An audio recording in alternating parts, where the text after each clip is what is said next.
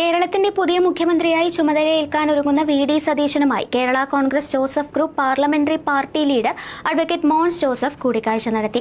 UDF മുന്നണിയുടെ ഉജ്ജ്വല വിജയത്തിന് പിന്നാലെ തിരുവനന്തപുരത്ത് വെച്ചായിരുന്നു ഈ നിർണായക സന്ദർശനം. നിയമസഭാ തെരഞ്ഞെടുപ്പിൽ മികച്ച വിജയം നേടി സംസ്ഥാനത്തിന്റെ ഭരണ നേതൃത്വത്തിലേക്ക് എത്തുന്ന വി.ഡി. സതീശനെ അഡ്വക്കേറ്റ് മോൻസ് ജോസഫ് പൊന്നാടി അണിയിച്ച് ആദരിക്കുകയും പാർട്ടി നേതാക്കളുടെയും അണികളുടെയും പേരിലുള്ള ഹൃദയംഗമമായ ആശംസകൾ നേരുകയും ചെയ്തു. വരും ദിവസങ്ങളിൽ രൂപീകരിക്കാനിരിക്കുന്ന പുതിയ മന്ത്രിസഭയുടെയും മുന്നണി ഭരണത്തിന്റെയും സുഗമമായ പ്രവർത്തനങ്ങളെക്കുറിച്ചും ഇരുവരും കൂടിക്കാഴ്ചയിൽ സൗഹൃദപരമായി ചർച്ച ചെയ്തു.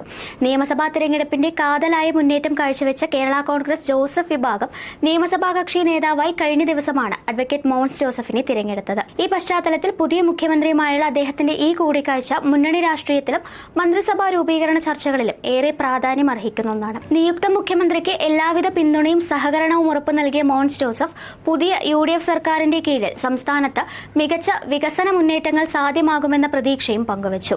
News desk India mirror.